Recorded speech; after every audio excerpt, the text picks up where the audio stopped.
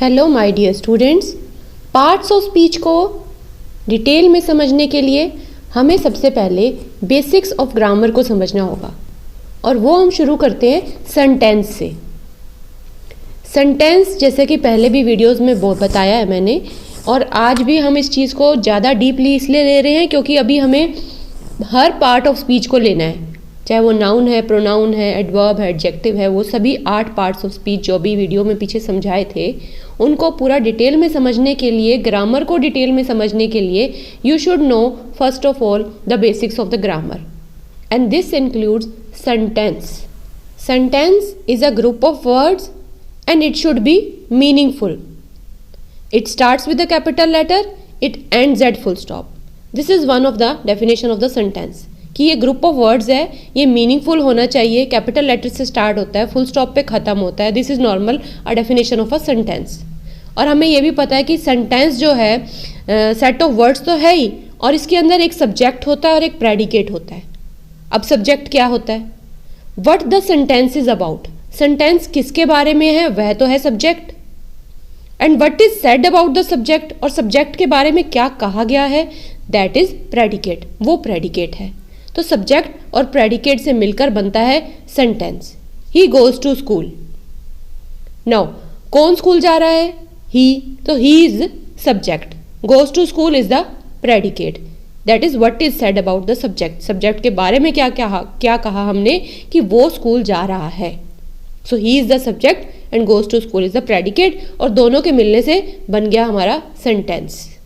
अब इसके बाद समझना ज़रूरी है कि सेंटेंस के 2 पार्ट्स होते हैं। Sentence has 2 parts, phrase and close.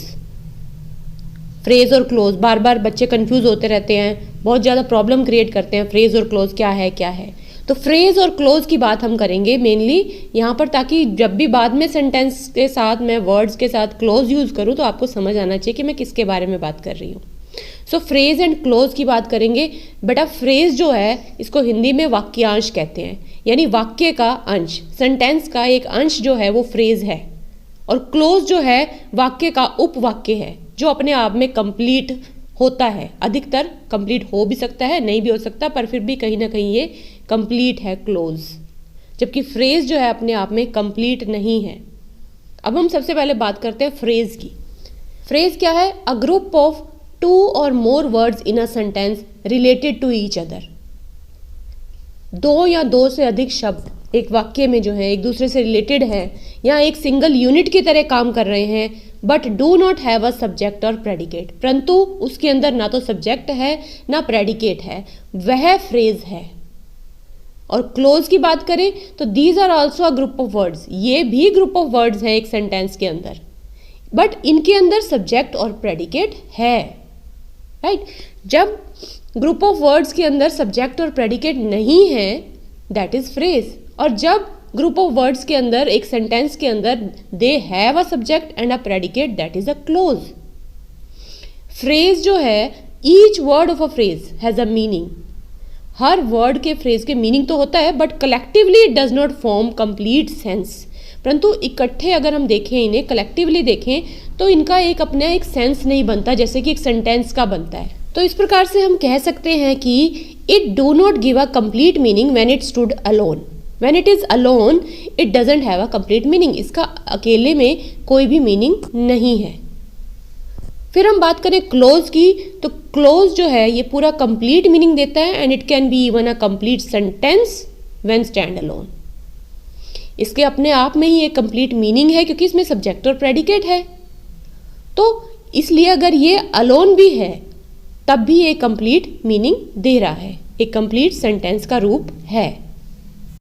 So we can say here that phrase जो है it does not convey any idea, एक प्रॉपर आइडिया नहीं देने वाला फ्रेज, जबकि क्लोज जो है it gives the complete idea of the sentence. चलिए फ्रेज के एग्जांपल्स लेते हैं बात को और क्लियर करने के लिए। Fish swims in the water. Now in the water, अगर हम इन वर्ड्स को देखें, इन्हें हम कलेक्टिवली लें, तो ये क्या हमें प्रॉपर मीनिंग दे रहे हैं, प्रॉपर सेंस दे रहे हैं? नहीं। तो इन द वाटर जो है वो यहाँ सेंटेंस में फ्रेज है। She is sleeping on the floor, on the floor. Now again collective words हैं बट नॉट प्रॉपर मीनिंग, एक प्रॉपर सेंस कन्वे नहीं कर रहे। अगर मैं अकेले से लिख दूँ ऑन द फ्लोर, क्या है फ्लोर पर क्या नहीं है वो तो हमें नहीं पता लग रहा, वो क्लोज के अंदर है। She is sleeping on the floor, फिर कंप्लीट होगा ये, क्लोज के बिना फ्रेज कंप्लीट नहीं होगा। Then we will meet at the concert, at the concert, right, words हैं but not proper complete sense नहीं है यहाँ पर, तो at the concert is the phrase. One more example of a phrase, she is painting on the wall. So these words they has a meaning, इनके अपने एक अर्थ है, ऑन द वॉल इनका अपना अर्थ है collectively, but it does not form complete sense, एक sentence की तरह एक कंप्लीट सेंस नहीं देते हैं। तो अकेले में ऑन द वॉल क्या है, on the wall we don't know, है ना, we don't know the full meaning of this sentence. If we add clause to it, अगर हम इसका क्लोज ऐड कर देते हैं, she is painting on the wall, then it is complete. तो she is painting, यहाँ पर शी इज पेंटिंग के अंदर सब्जेक्ट भी है और हमारे वर्ब भी है, राइट, तो वो तो हो गया क्लोज। जहाँ सब्जेक्ट भी है प्रेडिकेट भी है तो वो तो हो गया clause. They will meet, in the last sentence जो हमारा था, they will meet at the concert, they will meet, यहाँ दे जो है सब्जेक्ट है, विल मीट जो है वो वर्ब है, तो हम इस तरह से दे विल मीट जो है कंप्लीट सेंस दे रहा है, यहाँ पर क्लोज जो है वो कंप्लीट सेंस दे रहा है। She is sleeping, again complete meaning है, कंप्लीट सेंटेंस है, इट कैन स्टैंड अलोन, है ना, तो ये अकेले भी पूरा है। Fish swims, again complete meaning is there, complete sentence है, विदाउट फ्रेज भी ये एक कंप्लीट सेंस है। She smiled, again subject is there, verb is there, so this is a clause, this is a complete sentence, it has complete meaning. चलिए जल्दी से फिर से कंक्लूड करते हैं कि what is a phrase. Phrase क्या है, when words that can B group together but without a subject और वर्ब। वर्ड्स जो हैं वो ग्रुप टुगेदर हैं, they don't have the complete sense when they are stand alone, they are without the subject or verb, this is called a phrase। वो तो हो गया phrase। now take the examples of phrases, उदाहरण लेते हैं हम phrases के। phrase can be short or can be quite long। example जैसे उदाहरण है after dinner, after dinner, this is a phrase। waiting for the rain to stop, again this is a phrase, there is no subject, there is no predicate, so phrases can't be used alone but we can use them as a part of sentence। Sentence का एक हिस्सा है ये, इसे हम अलग से अकेले यूज नहीं कर सकते because they can't give the complete meaning. Next is what is a close. अब क्लोज क्या था, क्लोज क्या है कि एक ग्रुप ऑफ वर्ड्स हैं जिनके अंदर सब्जेक्ट भी है और प्रेडिकेट भी है। क्लोज अपने आप में एक सेंटेंस भी है, it can stand alone, it has a full meaning. और जिन क्लोजेस का अपना एक मीनिंग होता है, एक मीनिंगफुल सेंस होती है, उन्हें हम इंडिपेंडेंट क्लोज कहते हैं। और अगर एक क्लोज पूरी तरह मीनिंग नहीं दे रहा है, मीनिंगफुल सेंस नहीं दे रहा है, तो उसको हम सबऑर्डिनेट क्लोज या डिपेंडेंट क्लोज कहते हैं। तो इस प्रकार से क्लोज भी दो तरह के हो गए, एक इंडिपेंडेंट क्लोज हो गया और एक डिपेंडेंट क्लोज हो गया। Independent clause it gives meaningful sense, जबकि डिपेंडेंट क्लोज जो है it does not give meaningful sense. चलिए एग्जाम्पल लेते हैं यहाँ पर हम। When the man broke into the house the dog barked at him. अब यहाँ पर आप देखिए, the dog barked at him, this is a full sentence, subject the dog is there, predicate is there, verb है उसमें, तो this is a complete independent clause हो गया। When the man broke into the house, अब यहाँ क्या है कि ये पूरा कंप्लीट मीनिंग नहीं दे रहा, जबकि सब्जेक्ट और यहाँ पे वर्ब दी जा रही है, but it is not complete in itself. तो ये जो है ये तो सबऑर्डिनेट या इसे हम डिपेंडेंट क्लोज कह देंगे, जबकि इंडिपेंडेंट क्लोज है the dog barked at him.